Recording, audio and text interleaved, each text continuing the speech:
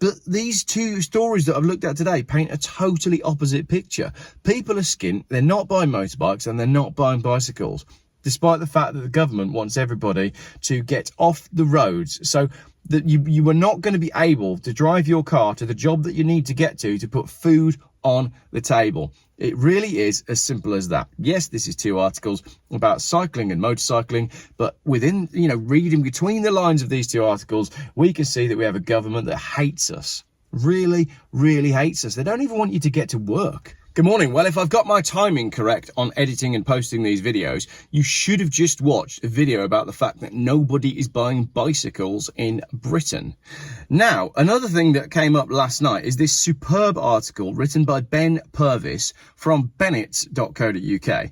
It's titled "What's Going On in Motorcycling Spring 2024." So we're moving from cycles to motorcycles. Ben has written this fantastic, very well researched article. Well done, Ben.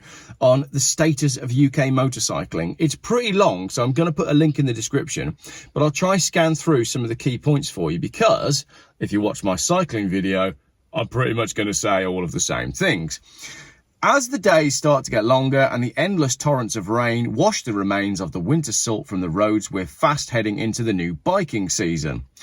Great intro there, Ben, notwithstanding the fact that the biking season should have started a lot earlier than it did, because the weather in the UK has been exceptionally bad in 2024. With riding, racing and new bike purchases starting to come to the front of our mind, what is the state of play for motorcycling in the UK right now? We've dug into the data to find out the key trends. New bike sales decline. The final numbers for 2023 showed that when it comes to buying new motorbikes, there was a decline compared to the previous year. That's not a huge surprise. After all, barely a day has gone by since Liz Truss's catastrophic mini-budget in September 22 without headlines about high interest rates and rising bills, all in the face of a cost of living crisis that's been ongoing since 2021. The chances are that you don't feel better off now than you did a couple of years ago. Great point. Everybody's skint. And I said this in my cycling video as well. Everybody knows that everybody's skint unless you work in government, and then you think everything's going absolutely swimmingly. But every industry is declining. Find me an industry that is actually increasing. Companies that sell CCTV cameras, maybe. Anyway, whenever budgets start to get squeezed, non-essential purchases get postponed, and for a large proportion of British riders erring on the leisure side of motorcycling, that means a brand new motorbike can wait.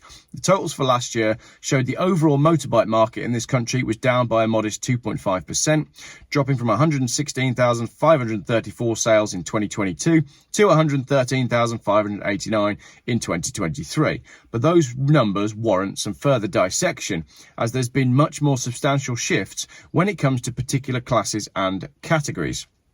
The biggest losers of the year were scooters and the retro styles machine that the MCIA defines as modern classic motorbikes. Sales of scooters dropped by 2,322 to 24,577. That's an 8.6% decline. Various factors are likely to be behind that decrease, notably the financial squeeze that many buyers are feeling, but also the encroachment of the fast-growing e-bike market. These same e-bikes are also behind the almost complete annihilation of the 50cc moped over the last few years. And in 2023, it dropped another 22% to just 5,553 new registrations. After all, why buy a bike that needs insurance and tax if you can get away with an electric-assisted pedal bike that does nearly the same job without any of those overheads? Really good point, but we are not seeing this decline as an increase in the electric bike sales, as we've just seen in the cycling video, where most retailers have a glut, an overstock of electric bicycles. Although there was a double-digit decline in the touring bike market, down 12.3%, it was already at a low level, so the actual numbers only slipped from 2,942 registrations in 2022 to 2,580 in 2023. The unstoppable rise of the adventure bike, many of which are used purely as tourers, is the reason for that. But the slowdown in the modern classic arena, with sales dropping by 1,179 from 12,117 to 10,938, could be a sign that tastes are moving away from 1960s inspired machines after several years of sustained growth in that segment. So things are changing in the motorbiking world, and people want to buy adventure bikes because they want to think that they are Ewan McGregor and they are going to do really epic bike trips. Exactly the same in the car market. The whole reason people buy 4x4s is because they want you to think that they live an active lifestyle when actually they probably don't. So on those adventure bikes, turning to the climbers in the charts, adventure bikes are still rising in 2023 and saw further increases. So now they account for 19% of all new motorbike registrations, but the rate of growth is dropping. 2021, the adventure motorbike sector grew 19.6%. 2022, it was 4.8%. And 2023, it was 1.9%. So Ben says, are we reaching saturation point? Possibly, as other segments saw bigger increases, both in percentage terms and actual sales. Naked bikes, for example, these are bikes without fairing, grew 5.5%, extending their lead over the adventure models and now have a 22% market share, remaining the most popular category overall. Competition bikes, meaning road legal, enduro, trials and trail models, saw a 7.1% rise, and while still a small segment compared to the adventure machines, that figure amounted to a growth of 409 sales, while adventure bike sales rose by only 401. Even sports bikes, in decline for many years since their days as the dominant life form in the UK motorcycling, are having a resurgence. 2023 marks the second consecutive year of growth, up 3.9%, following a 7% increase in 2022. So the report then goes on, and as I said, I do recommend you go and read the report because it is very, very good. It goes on to talk about what the most popular type of new bikes are, more than about the resurgence of the sport bike market and the fact that, 2023's was dominated by Ducati's Panigale V4, and its sales illustrate that there's still a large segment of customers for whom the term cost of living crisis is something that only applies to other people. This Ducati is £38,995. That's a very, very expensive bike. So basically what all of these things are saying, the same with the cycling one, the people that have got money, that like to spend money on the top end stuff, are still doing so. It's the entry level where we're not seeing any growth. People are not entering the market. A case in point, 50cc scooters have dropped off a cliff, which funnily enough is the way to make them go the fastest.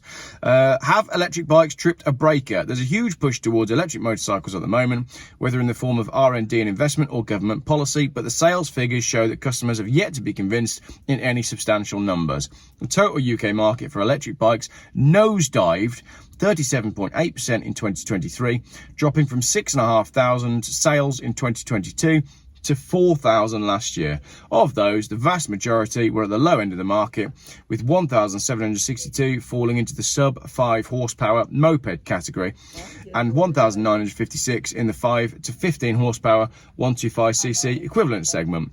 Just 58 electric bikes over 47 horsepower were sold in 2023, exactly half the number of that category sold in 2022. Wow. So the electric motorbike thing, like the electric car thing, is just not happening. It all points to a lack of progress in a field that really should be seeing a breakneck pace of development, and reconfirms that despite a lot of bold talk, there's still virtually nothing in the higher end EV motorcycle market from any of the established brands. I think that's a good thing because it means those established brands are going to last. So the report goes on to talk about how you buy a motorbike and the changes in interest rates, and the fact that we're now not in this magical era of 1% interest rates and you're more likely going to be paying 10% to buy your motorbike. And it then concludes by basically saying the election hangs over all of this. We've yet to hear what each party has planned for motorcycling, but be sure that once campaigning is underway, we'll be pushing to get answers from each of them as to how they want to see it develop in the future. So a lot can change in the motorcycling world, but the bit that I did want to read you, if you're still with me in this video, is this bit at the end, because I thought it was quite funny. Talking about the used motorbike market, and Ben has gone in and got some statistics on how many bikes, used bikes, changed hands in 2022, and this is quite fascinating.